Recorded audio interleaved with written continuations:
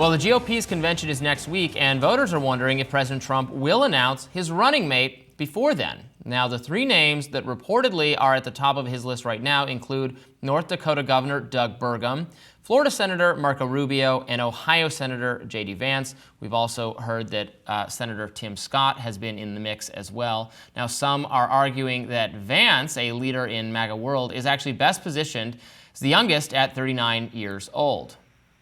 Both Vance and Rubio faced questions over the weekend about Project 2025, a proposed plan drafted by longtime Trump allies and former officials in the administration. Critics say the 922-page plan, organized by the Heritage Foundation, outlines a dramatic expansion of executive power and sets a foundation for the president to replace government workers with Trump loyalists. Here's Rubio responding to the plan. Is that what Project 2025 is? Is it ideological lunacy? No, I think it's the work of a think tank, of a center-right think tank, and that's what think tanks do. Vance responded similarly. Take a look. I will say, look, the Heritage Foundation does a lot of good work. It does a lot of things that I disagree with, a lot of things that I agree with. Over the weekend, Trump tried to distance himself from the project, writing on Truth Social, quote, "I know nothing about Project 2025. I have no idea who's behind it. I disagree with some of the things they're saying, and some of the things they're saying are absolutely ridiculous and abysmal." Meanwhile, the Biden campaign said that Trump is, quote, "trying to hide his connections to his allies' extreme Project 2025 agenda. The only problem, it was written for him by those closest to him. Project 2025 should scare every single American." So for Trump to say that he has no knowledge of it, nothing at all, and then to say, well, there's some things I disagree with in it, clearly he's aware of it, at the very least. I think it's very smart for the campaign to distance themselves from it, but I think it's clear that this is a part of the MAGA ideology. He's made it very clear that he only keeps people around him and only wants people in his administration that agree with him. And so that leads me to believe that while Project 2025 is the work of a think tank, it could very well be a part of how a Trump administration would be in 2025. Yeah, let's be clear. There will be Heritage staffers in the administration if Donald Trump was reelected. What I think happened here is Heritage might have gotten a little over their skis. I think their leadership said something to the effect in an interview recently, you know, our revolution will be bloodless if the left allows us. That was a little bit too alarming and is not, conservatives, Trump people, they want to win. They don't want to alarm everyone that they're going to have some, total revolution if they take over, then some civil war type thing. Donald Trump actually said during the debate that, he was asked about his kind of retribution comments, and he said, no, my retribution is going to be success, is going to be saving this country. In terms of the project, it has a lot of different ideas in it. Like Rubio and Vance, I agree with some of those ideas and disagree with others.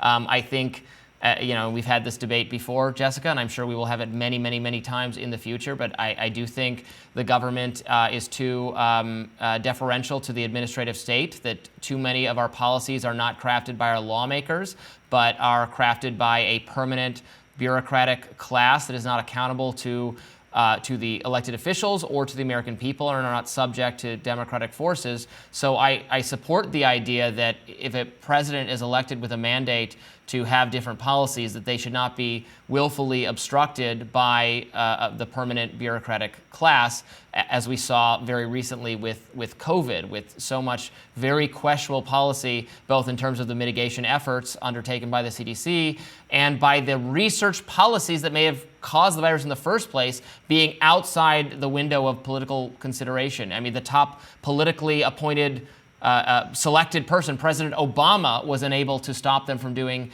gain-of-function research, even though he explicitly forbade it during his time in office. So that's the aspects of Project 2025 I am pleased with. I am certainly not pleased with just like knee-jerk firing of people for disagreeing with Donald Trump or for expressing their own First Amendment opposition to Donald Trump. And I'm sure there's other policies in there that I differ with the right on immigration and things of that nature. Getting back to the VEEP stakes, it does look to me like it's come down to Burgum, Vance, and Rubio at the moment. I'm hearing a lot about Vance, frankly. Vance is the most, I think, ideologically Trump kind of person. He wasn't always. He wrote a very famous memoir about his time growing up in Appalachia, where he was sort of explaining to elite liberals why a Trump-type figure would be attractive to working-class Rust Belt, former mining town type people without necessarily endorsing their views. Now he does endorse. He's totally gone in the completely defend Trump direction, which I'm sure is obviously pleasing to Trump. He's kind of so similar on that regard, and he doesn't represent Ohio is not like, it's not going to make it more likely that Trump wins Ohio to have him on the ticket. So I don't quite know what the ad is. He's almost like so similar. It doesn't bring any new people in, but he's so in sync with and in tune with Trump, he may very well be the choice. I personally probably prefer Burgum the best, but it's not like I'm going to get my way. But my read of the situation is it very well could be Vance. I would love for it to be Vance. I think having someone that mirrors Trump's ideas and having someone who's young with not a lot of experience governing and getting things done in the country, I like that. I don't like the idea of a Burgum who's been a governor before, who knows how to get stuff done within the American system. Right, you're saying from the oppositional left perspective is what you're saying. Yes. Do not surround him with anyone that can give him advice that makes him more capable. I think Vance would be a great pick. Now, I think that a part of it, of why he would pick Vance, is because he doesn't want to be challenged. He doesn't want someone questioning his ideas. And Vance is that person, and he's polling quite well on his own. So pulling more people in, I don't think, is their first consideration. I think their first consideration in the Trump campaign is what will make Trump happy, because I think that's how he runs his campaigns. And a lot of people are afraid of Project 2025 because of the power grab it seemingly is giving the executive branch and the president. And so Article 1 of the Constitution is very clear that Congress has the final say through enacting legislation over the personnel and the activities of federal agencies. So if there comes a point where the Trump administration, if he's in office in 2025, if the administration says we're directing the Department of Homeland Security to do X, Y, and Z, and if Congress has legislation suggesting the opposite is true, or another directive should be how the Department of Homeland Security is operating, this is going to be a Supreme Court case over who really has authority over federal agencies. And I think what people are worried about is that this Supreme Court might go against what's written in Article 1 of the Constitution. But I think members of Congress should be very prepared for that kind of reality, where Donald Trump is attempting to direct federal agencies to do something that's contrary to what they're currently legislatively directed to do. And they're going to need to pass new laws to reaffirm this. And if Trump decides that this is going to be worth challenging in the courts and taking to the Supreme Court, we're going to see the key tenets of Project 2025 about who has power over the bureaucracy in a democracy, as outlined in the Constitution, where we have checks and balances. And when we elect a president, it doesn't mean that they have absolute authority like a king would. We really wrote the Constitution so that that wouldn't be the case in the United States of America. So I'm curious how this is all going to play out, but I think Congress should be ready for that.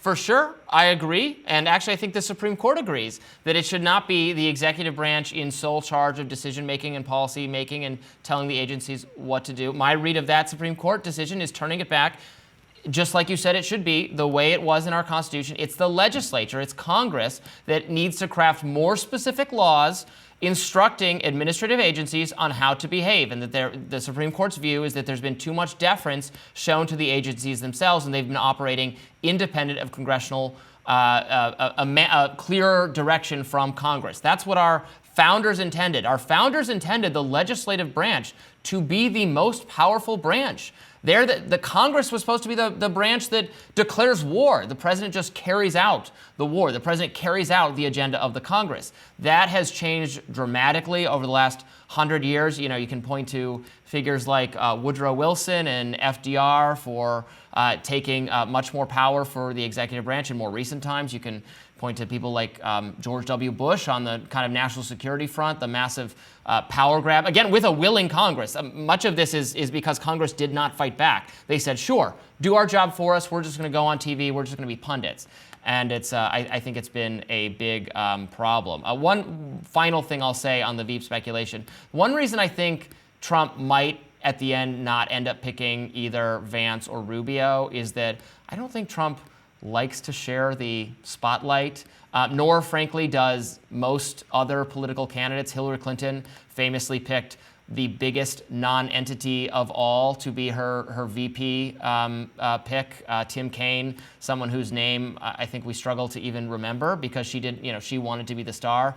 Donald Trump was trying to, in picking Mike Pence, was maybe trying to reassure more normal Republicans or the donor class that he would have a more traditional guy on the ticket.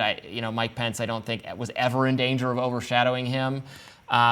Rubio and Vance are on TV a lot. They are ideological people. They give a lot of speeches. They are well known. They have profiles of their own.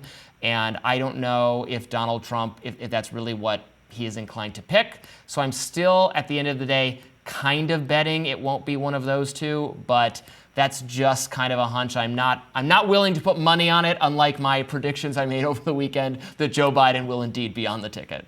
But Robby, no Vivek, no Ramaswamy, no chance?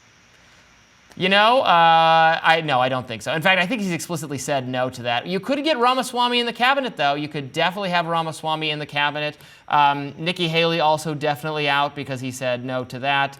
And Kristi Noem chances are deader than that dog and goat she sadly interacted with.